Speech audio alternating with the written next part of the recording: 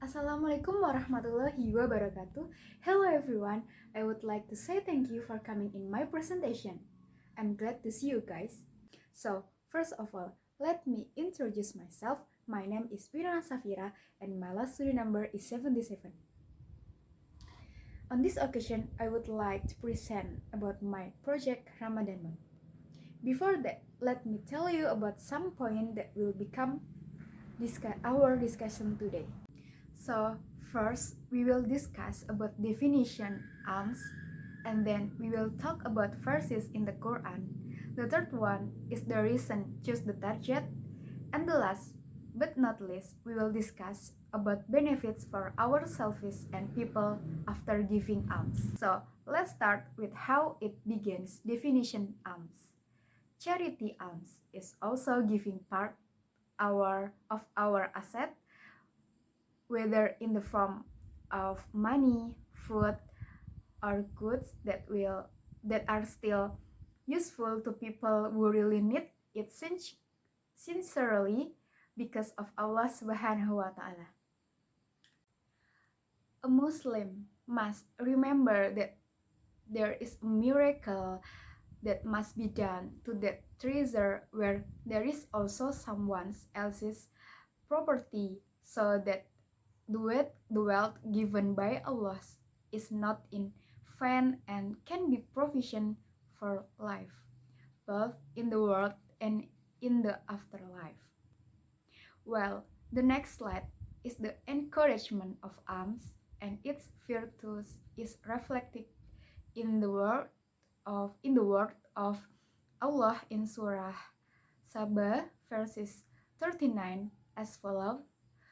It means whatever things you spend, Allah will replace them, and God is the provider of the best sustenance. Whoever is diligent in donating in the way of Allah, then Allah will reward double the sustenance obtained, both in this world and in the hereafter, and teach us to share with fellow Muslims. Let's multiply the alms in this glorious month and spread happiness to the people around you. The next point talk about reason choose the target. The reason my mother and I gave it to my two neighbors is because Miss Tini is a washing worker from house to house. She has helped a lot in my house and is considered like family. Every year before Eid al-Fitr, my mother always gave alms in the form of hampers and money. In this photo, I and the first daughter of Miss Tini received hampers because Miss Tini did not want to take picture. The second target neighbor is Mrs. Sumiati.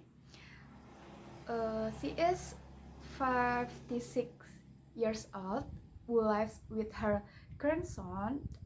Her husband remarried and rarely provided support for her. Mrs. Sumiati, seller of cassava chips to fulfill her life. However, lately I rarely see his selling around. So, from that, I decided to give alms to her. The feeling, she was very happy when she received alms from me. All the alms that my mother and I gave were bought at the supermarket because I did not have time to take pictures of what food was given, but I made a table with detailed prices in the report. The benefits of sodako are not only able to ease the burden on those who receive it, but also benefit the survival of those who give it. Allah Subhanahu wa Ta'ala also promised many virtues and amazing rewards for people who love giving alms. So that's all for my presentation today. Thank you very much for your attention. Wassalamualaikum warahmatullahi wabarakatuh.